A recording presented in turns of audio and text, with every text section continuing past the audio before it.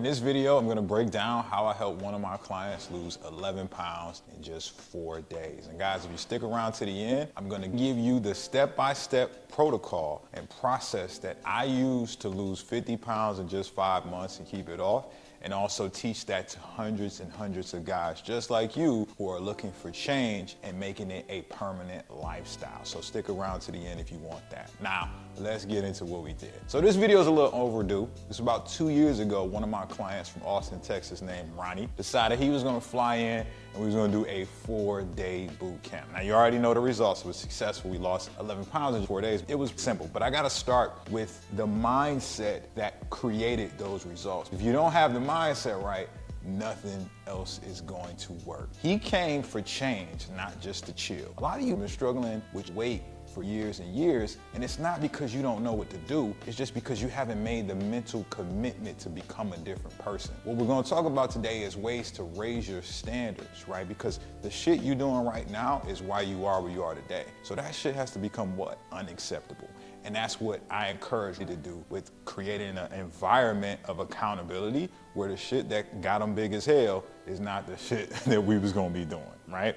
Now, obviously to lose 11 pounds in 4 days, you gotta be a heavy individual. This guy came to me over 500 pounds. Take that into account too when I give you these tips, because the more weight you have to lose, the faster you're gonna see weight loss. But in no way does that change the impressiveness of the efforts that created the results I'm about to break down that we was able to get together. So the first thing we did was we created a standard of no elevators. I'm sure you're already grasping what I'm getting at. The only way to lose fat is to burn more calories than you consume. Everybody knows that. But the thing that I don't think enough people take into account is how many calories you burn collectively throughout the day. If you're doing things to encourage yourself to move more and you're tracking it, I use my Oura Ring to track my steps every day. Some of you use Apple Watches, Fitbits, Whoops, things like that. What you notice is if you're now focused on the amount of movement you do per day, you can aim to scale it up. There are no elevators for these 4 days. I stay on the 3rd floor, and the gym had a weight floor and a cardio floor. So not only was we doing our weight training and cardio, we was making sure that this big motherfucker had to go up and down the stairs every single time. Something a lot of you can use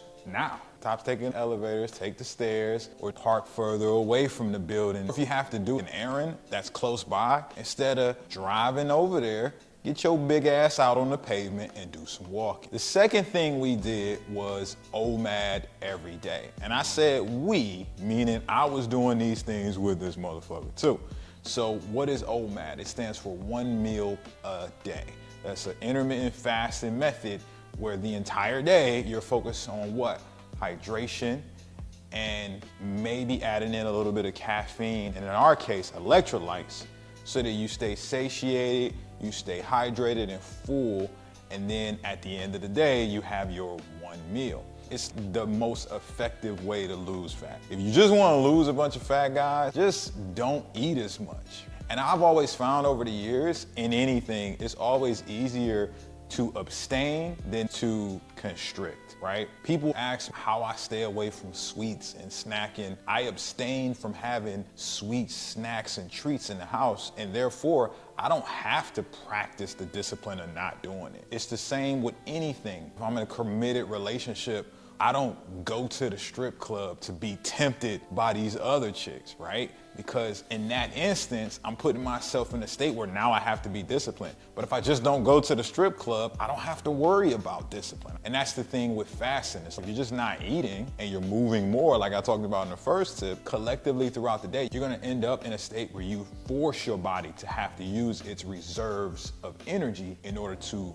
fuel your activity and cognition. Speaking of fueling, we did work out. Like we were lifting weights every single day. Sometimes twice a day on the times where it was permissible for our schedules. He works from home, right? So he just brought his laptop and was doing work. And then obviously I'll just coach my clients at my desk. And essentially what we would do is we would have these increments where we would both have a break, do a quick 30-minute weight training session, and then go on to either doing some more steps or doing the next appointment that we had to do, and then coming back and doing another strength training session later. We set a target for 10,000 steps before noon. And so what that did was that raised the bar and the standard for how active we had to be at the beginning of the day, so that by the second half, we're just padding our stats. Similar to playing basketball, it's 4 quarters. If by halftime you have a major lead, you can rest your star players in the second half. You are guaranteed, if you maintain the consistency, to get that victory. That's how we were looking at it with those stats. When it came to eating, we kept it simple. We had 12 to 16 ounces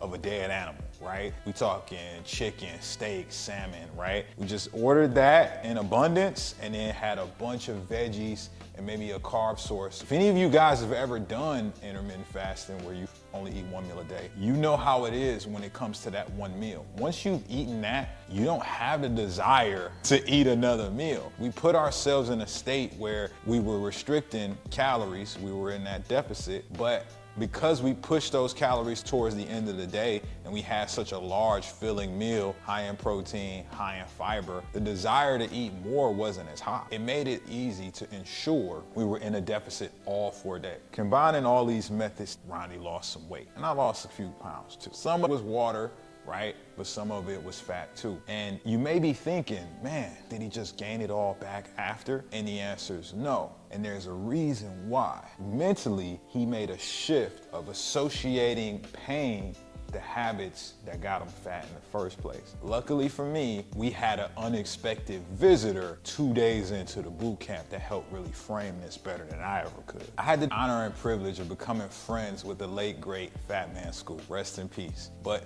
again, this was 2 years ago during this boot camp. He was still around. I need to explain who Fat Man Scoop is for you motherfuckers that might be too young to know. If you was born after the 2000s, you don't know what I'm talking about. But if you was born in the 90s or the 80s or even before, it's the guy in all the hip hop songs yelling, "Let's go!"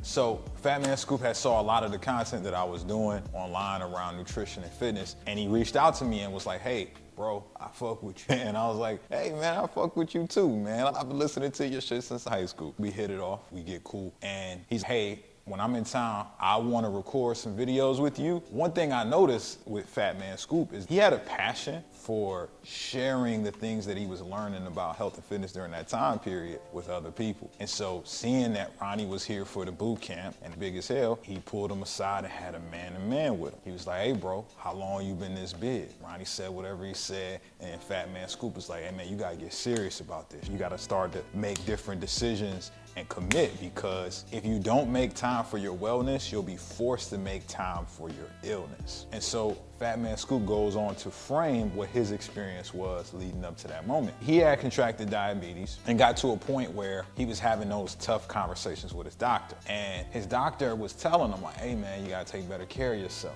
You gotta stop doing this, you gotta stop doing that." Fat Man Scoop didn't listen. He kept fucking around. One day, he attempted to smash this girl, but his equipment wouldn't work, right? He couldn't get his man to stand that salute, right? So he went to the doctor and was asking questions about it. And the doc was like, "See, this is why I told you to stop fucking around. All that bullshit you've been eating is fucking up your equipment." And the doctor said, "You keep fucking around and we're gonna cut your dick off."